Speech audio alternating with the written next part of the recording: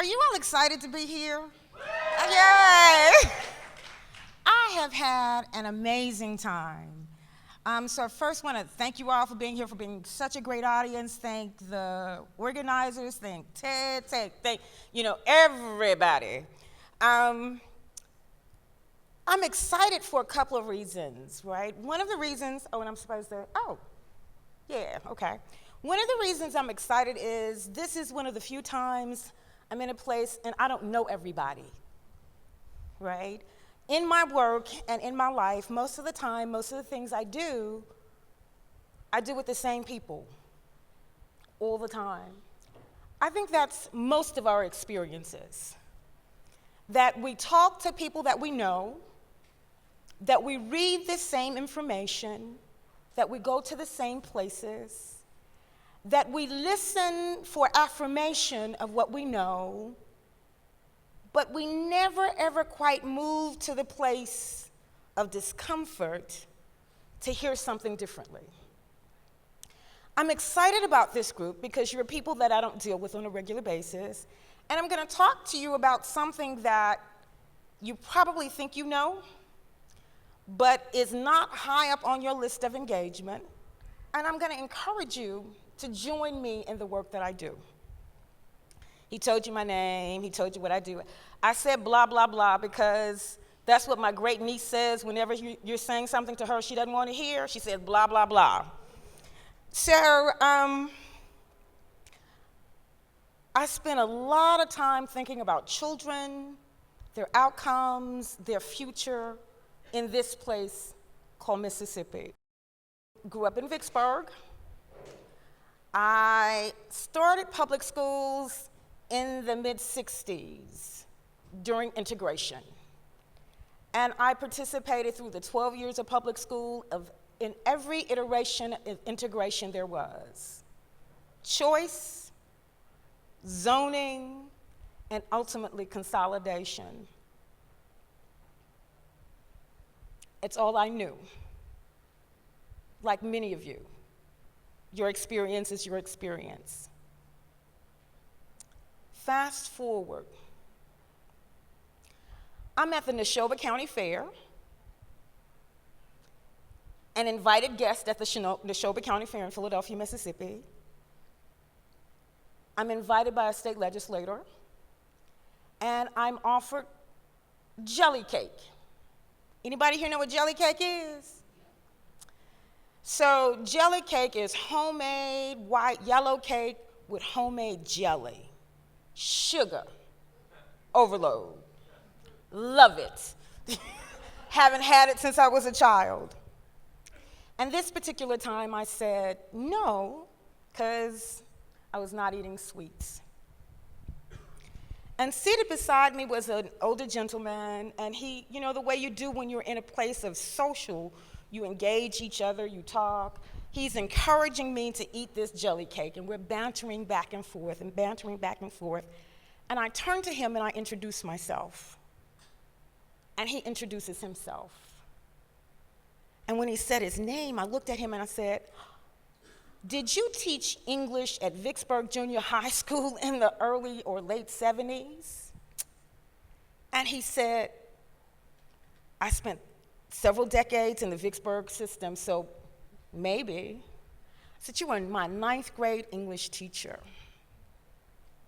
And then I shared with him something I'm going to share with you. I said to him, 1st through 3rd grade, I went to an all-black elementary school.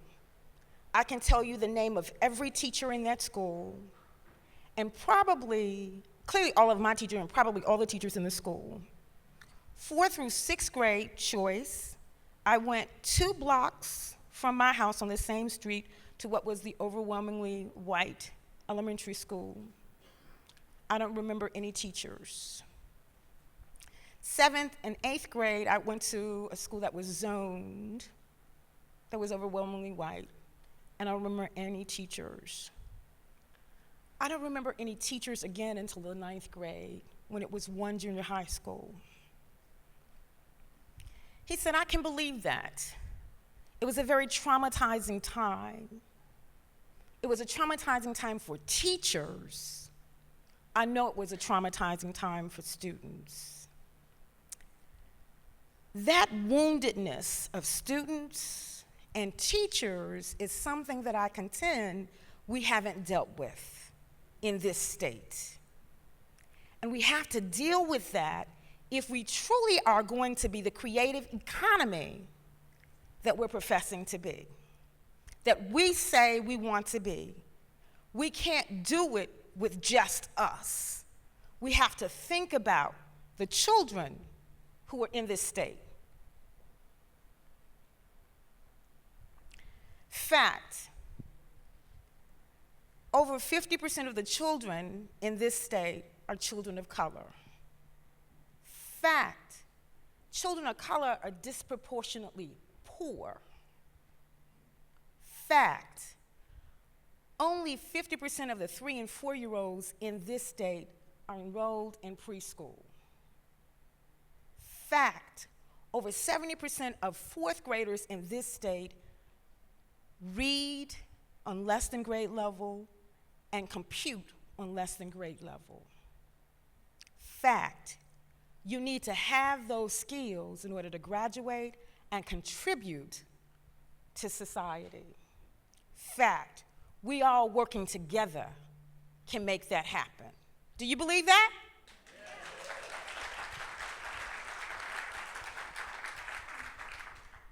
Part of why I'm so excited to talk to you as a group is I bet you many of you don't think about the important role you play in public education, what it is that you can do in terms of educating children, particularly children of color, in Mississippi. You know, as I've heard all of the other speakers speak, many of them talked about their children, which is something we do. Hire your children. And with the new technology, more often than not, we're able to whip out a smartphone and show pictures and video of what's going on with our children. I want to offer a different way to think about children when you're posed with that question. It's not original, but I think it helps shift the paradigm for us, particularly in this state. It actually comes from an African tribe called the Maasai. And when they pose the question, how were the children, they're not talking about their individual children. They're talking about the children in their community. And they're talking about not just the present, but the future. So when you leave from this place and you move forward and you're thinking and you're talking about this creative economy, and how are you creative, and how do we integrate technology, and how do we integrate all of the things we're learning about and thinking about, I want us to think about what is it that we do for the 3-year-old who is poor and a child of color in this state who's not enrolled in preschool. I say to you, there's something you can do. And if having TED on November 6th in Mississippi, in Jackson, is going to make a difference, it's because collectively we decide to do something differently. We can change the trajectory of the state, not just for us, but for everybody, for those children who are not represented in this place, because their lives and their futures tied to our life and our future. We have to educate ourselves on the facts.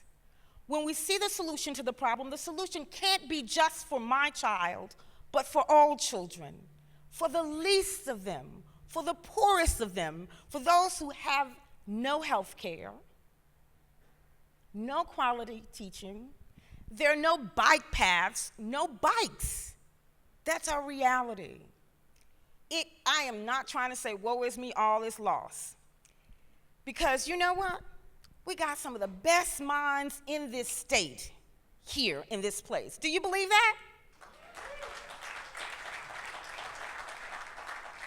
If you think what your idea is transformative, imagine if when we put all of our ideas together around something like crafting a different future for all children in the state. What if it's something as simple as having universal pre-K, mandatory kindergarten? If you decide, when you decide, not if, that you're going to advocate for your issues, that you decide, you know what, I think early learning is important. It makes a difference. It does make a difference. I'm not just saying that. There's a Nobel Prize winning economist who talks about for every dollar invested in quality pre-K, it's a 7 to 10% return on investment. That's a good ROI. Imagine if we started doing that for all of our children, what that would look like. So, I invite you to join me. I, on a regular basis, am thinking about not just what's best for my 7 great nieces, nephews, but for the children of this state, the children who have the least but need the most. The ones who your creative energies and juices coming together will change their lives. And when their lives are changed, all of our lives are changed. Join me in advocating for children who have no voice in this state. Thank you.